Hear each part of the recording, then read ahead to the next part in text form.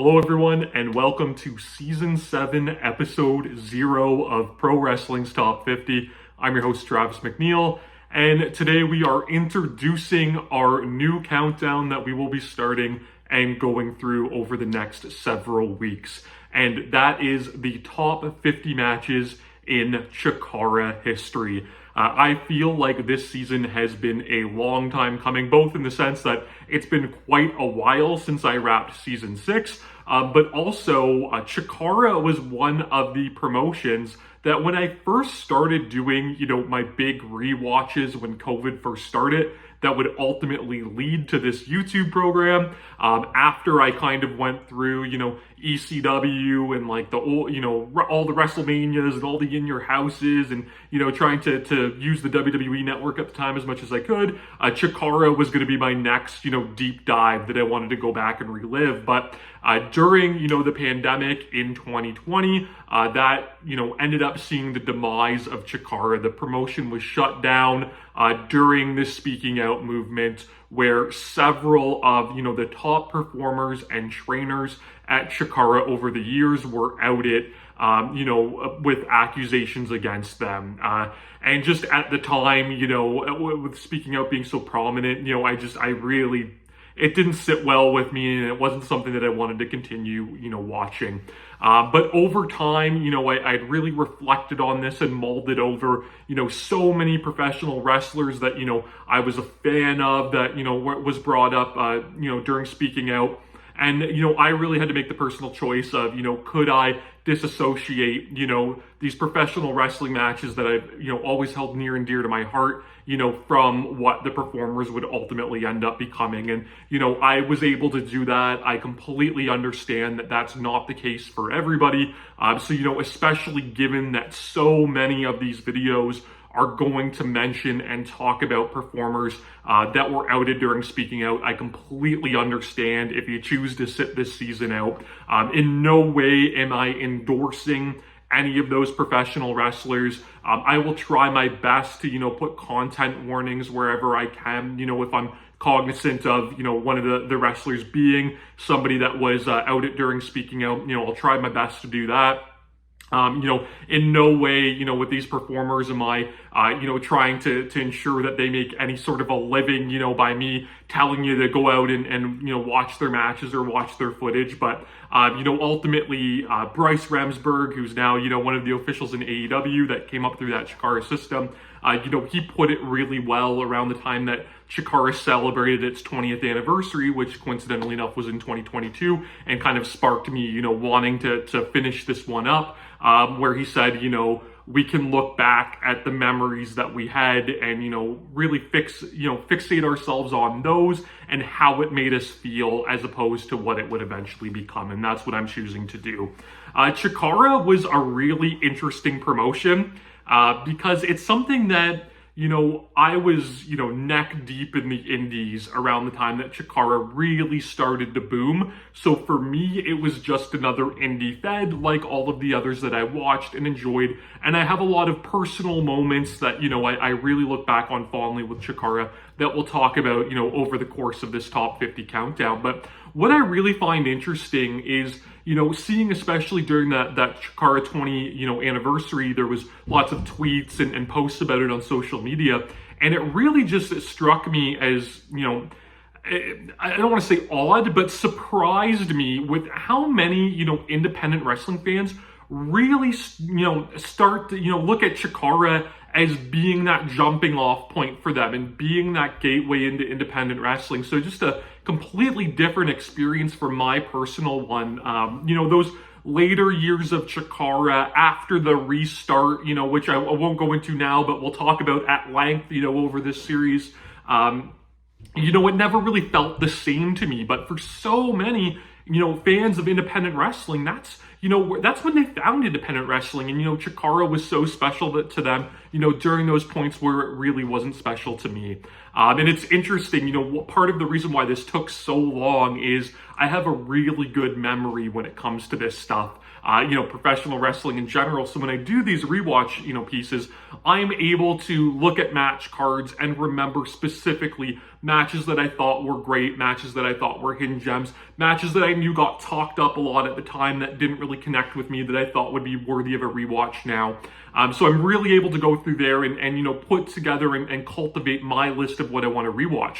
But for a lot of these later years of Chikara, I hadn't seen them at the time. So for me, I was living through this and experiencing them for the first time. So it really took up a lot more time than I expected it to, because I wanted to do my due diligence. And I wanted to compile this list, from the start to the end of Chikara of the top 50 matches. And I was really surprised by how a lot of those later Chikara matches really resonated with me well, where, they either didn't at the time or I just plain had never seen them at the time.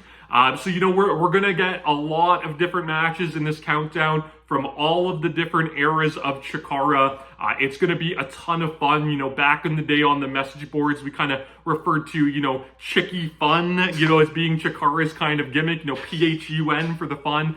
So I expect this countdown to be a lot of fun. It might open a lot of doors for great footage that you have never seen before, or, a great reason for you to go back and revisit some classics.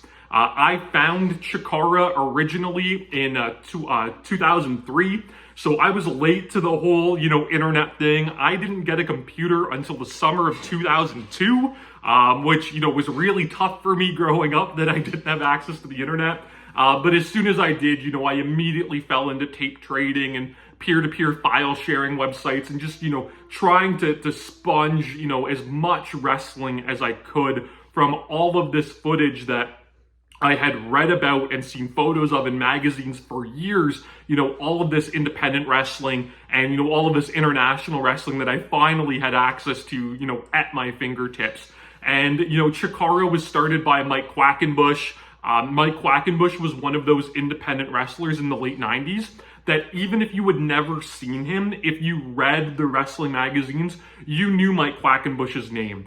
He had started with Chikara with Reckless Youth Tom Carter, another one of those, late 90s indie legends that were really out there grinding before, what we consider the big indie boom of the early 2000s. So again, another person I was familiar with. So when I started to really get into independent wrestling, when I got the internet, I knew these names, and to hear that they'd started their own promotion, it really piqued my interest. Chikara started in 2002, ran a couple of shows in 2003. That's when I really became mindful of them. They did the first Tag World Grand Prix tournament, which had a lot of outside talent and guys I liked from other promotions. They brought in Jimmy Jacobs and Brad Bradley from IWA Mid-South. They had Chris Hero, from IWA Mid-South teaming with Mike Quackenbush. They brought in Aries and Double C, Claudio Castagnoli from WXW that I was starting to dabble in. So it was really exciting. They had the International Invasion of International Invaders show that got a lot of hype at the time. And then unfortunately, Chikara, they kind of went on hiatus for a little bit when they lost their building. But what really, brought me into the Chikara fold was in 2004. Smart Mark Video was doing their shows for them. They'd just come back from the restart. And there was this clip that went viral before things really went viral, because there was no YouTube, there was no real social media at that time. It was just kind of word of mouth on the message boards. But Smart Mark Video on their website used to post a clip of the month or whatever, and it was seldomly updated. So sometimes these clips would stay on there for 6 months at a time. But they posted a clip from Chikara of Eddie Kingston, who we all know and love in AEW. Him and his partner at the time, Blackjack Marciano, they stole the mask of Gran Akuma, one of Chikara's top technicos or baby faces at the time. And there was a kid that I'm assuming was Akuma's kid in the crowd that was bawling his eyes out and so upset and, talking trash to Kingston and Marciano, the wild cards. And it was just this clip that, it made me feel, watching this kid feel, right? As a childhood wrestling fan growing up, I thought it was, so great that, wrestling could do to children, at that point in 2004, what it would do to me, some 20 plus years prior. So, that really kind of kept Chikara on my radar.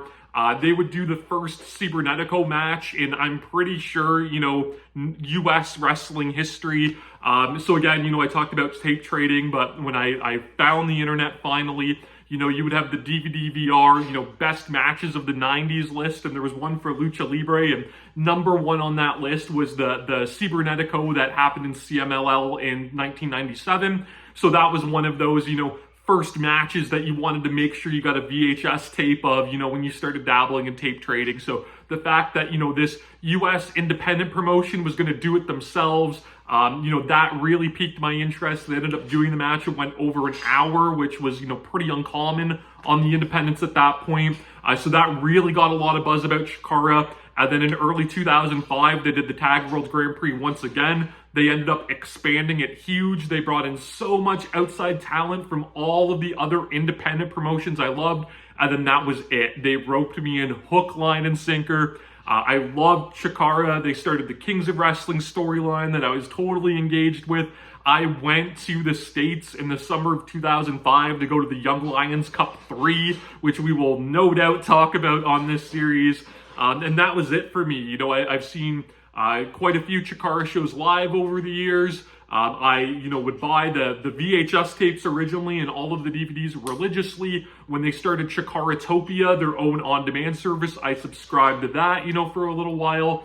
And I was all in. And again, it sort of lost its luster to me during the later years, but that's okay that it did, because it just made, this rewatch project, going back even sweeter, because I found all of these little hidden gems that I might not have known about otherwise.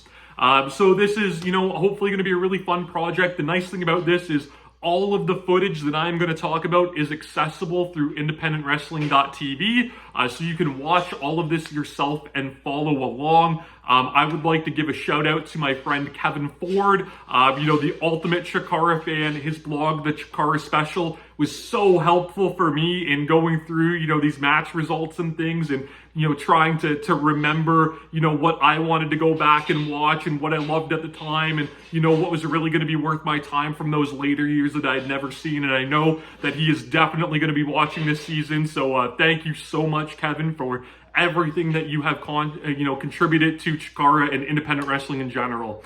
So that's it for the introduction. You can join me, of course, next time as we start our countdown of Pro Wrestling's Top 50.